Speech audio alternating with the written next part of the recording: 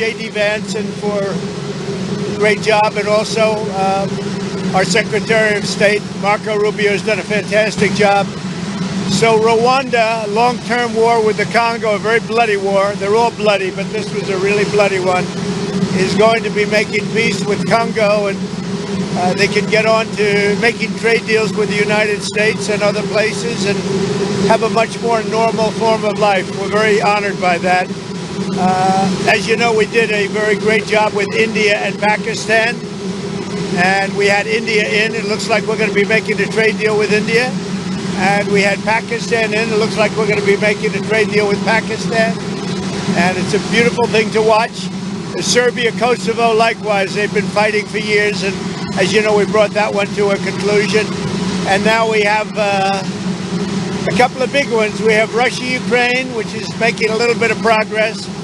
And we have Israel, and nobody really knows what that one is all about. We're going to find out pretty soon, I guess.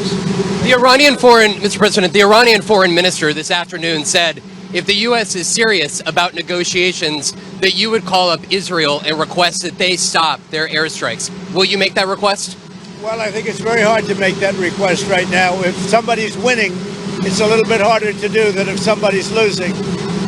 But we're ready, willing, and able, and we've been speaking to Iran, and we'll see what happens. We'll see what happens. What was the thought process behind 2 week time? Just a time to see whether or not people come to their senses. That's all it is. Did the Europeans help at all in talking with the Iranians? No, they didn't help. No. Iran doesn't want to speak to Europe. They want to speak to us. Europe is not going to be able to help in this one. 20 years ago, you were skeptical of a Republican administration that attacked a Middle East country on the idea of questionable intelligence of weapons of mass destruction. How is this moment different with Iran? Well, there were no weapons of mass destruction. I never thought there were. And that was somewhat pre-nuclear. You know, there was a nuclear age, but nothing like it is today. And it looked like I'm right about the material that they've gathered already. It's a tremendous amount of material. And I think within a matter of weeks, or certainly within a matter of months, they're going to be able to have a nuclear weapon. We can't let that happen. I was very much opposed to Iraq. I said it loud and clear, but I was a civilian, but I guess I got a lot of publicity. But I was very much opposed to the Iraq war. And I actually did say, don't go in, don't go in, don't go in. But I said, if you're going to go in, keep the oil. But they didn't do that. What intelligence do you have that Iran is building a nuclear weapon? Your intelligence community has said they have no evidence that they are at this point. Well, then my intelligence community is wrong. Who in the intelligence community said that? Your Director of National Intelligence, Tulsi Gabbard. She's wrong. Is the President, are the Chinese in any way helping Iran at this moment? Clearing reports of serious planes landing in Iran from China? No, they say that they're there to take people out, but I can't tell you about that. I get along very well with China, get along very well with President Xi. I like him, he likes me. We have a very good relationship. We'll see what happens. I can't imagine them getting involved. Is the decision that you need to make on Iran, whether to strike militarily, is this the biggest decision you'll have to make as president? Well, I can't tell you that. I have to see what happens. I can't, really say that. It depends what the decision is. But I wouldn't really be able to tell you that now. I'll tell you in about a year from now, maybe 5 years or 10 years from now. You never know about decisions. You never really know. Sir, would you support a ceasefire while the negotiations happen? I might, depending on the circumstances. Would you? It's very hard to stop. I will say this. It's very hard to stop when you look at it. Israel's doing well in terms of war. And I think you would say that Iran is doing less well. It's a little bit hard to get somebody to stop. Sir, Liam Cosgrove was here. Former Congressman Matt Gaetz threw out an interesting idea suggesting that if you were to broker a deal where nuclear inspectors go into both Israel and Iran, that you could win a Nobel Peace Prize, and they might even rename it the Trump Peace Prize. Did you hear those? What do you think of that? Well, they should give me the Nobel Prize for Rwanda, and if you look, the Congo, or you could say Serbia, Kosovo, you could say a lot of them. You could say, the big one is India and Pakistan. I should have gotten it 4 or 5 times. I should get it for the I would think the Abraham Accords would be a good one too. what do you They think of won't that give me a idea? Nobel Peace Prize because they only give it to liberals. Would you support Iran being able to have nuclear, or would you support Iran being able to have civilian nuclear energy capabilities up to 3.76%? You know, they're sitting on the top of one of the largest piles of oil in the world. I just don't know why they need that for civilian work. You know, it's one thing for certain countries to say, hey, I want to have a certain amount where I can go nuclear a little bit because we need it for electricity, we need it for air conditioners, etc. But when you're sitting on one of the largest oil piles anywhere in the world, it's a little bit hard to see why you need that. Yeah. Are you concerned that Iran or its proxies would wage terror attacks against American targets abroad if you order military action? We're always concerned about that, and we have to take them out and be very strong. You're even in danger talking to me right now. Do you know that? You are in danger talking to me right now. So I should probably get out of here. But you guys are actually in danger. Can you believe it?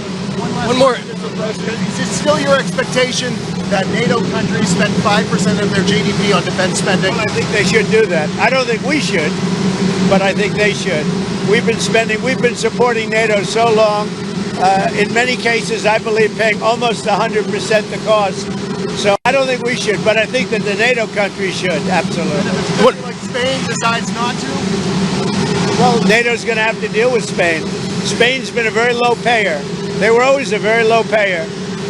They were either good negotiators or they weren't doing the right thing. I mean, I think Spain has to pay what everybody else has to pay. Spain has been notorious for low pay. You know who else was a low payer, just about the lowest? A place called Canada. Because Canada said, why should we pay when the United States will protect us free? And they've been right about that. ICE. Ukraine, you've been making progress towards a peace deal, but I don't know if you know this, but Lindsey Graham and Mike Pompeo were there on the ground in Ukraine, seemingly doing the opposite, trying to provoke the Ukrainians to keep fighting. What do you think of that? Well, we're going to see, and people have to be very careful with what they say. They got to be very careful with their mouth, because their mouth can get them into a lot of trouble. One more. ICE. ICE has said that they're trying to arrest up to 3,000 individuals a day. There are some communities that are saying they are fearful of being wrongfully detained or separating some families, even if they are undocumented. Is the fear in some of these communities worth the deportations of these undocumented individuals, a mass deportation program? It's a tough subject because, look, we have farmers. I love farmers. I won 80%, 85% of the farmers, and I love them, and I'm never going to do anything to hurt our farmers. And you can also say the leisure business, etc. There are some businesses where you have a disproportionate amount of people that are the people that you're talking about. At the same time, we have to get the criminals out of our country. And we're looking at doing something where, in the case of good, reputable farmers, they can take responsibility for the people that they hire and let them have responsibility, because we can't put the farms out of business. And at the same time, we don't want to hurt people that aren't criminals. Most of the people that came in over the last 3 years under Biden, I would say probably 3.5 to 4 years, those people, you have a lot of criminals, you have a lot of, I mean, we're looking at that very closely. You've had people that have worked on farms for 20 years. It's very hard to go in there and say, you know, you're coming out. But we're going to let the farmers take responsibility. They're great people. They'll do it. They know the good and the bad. So the hard part about this is not like a normal war where people wear uniforms. They don't wear uniforms. But we have murderers that came out of the last 4 years. We have murderers. We have drug lords. We have people that we don't want to. We have prisoners. They emptied out Venezuela and many countries. They emptied out their prisons into the United States. We have to get those people out. But we have stone cold murders, 11,888 murders. We've already gotten a lot of them out of here, but we don't want them. So we have to be careful. But I never want to hurt our farmers. Our farmers are great people. They keep us happy and healthy and fat. Are there other cities that you're going to try to replicate what you've done in Los Angeles? Well, I mean, we had a big victory last night in the Court of Appeals with respect to Los Angeles, but really the country, where Gavin Newsom, who's really an incompetent governor, he's just doing a terrible job between his fires, between all the houses burning down, his forest fires, and now Los Angeles. If we didn't go to Los Angeles, and the sheriff admitted it, he had no control. He would have lost control. We saved Los Angeles by having the military go in. And the second night was much better. The third night was nothing much. And the fourth night, nobody bothered even coming. We put out that fire, and we did a great job of it. He sued us for going in and for helping him. We went and helped him. Right now, you'd have Los Angeles burning to the ground. Largely, it would have already been destroyed. So do you think Your legacy, deportations Mr. should... President, to be that of a peacemaker? Do you worry that striking Iran would change that?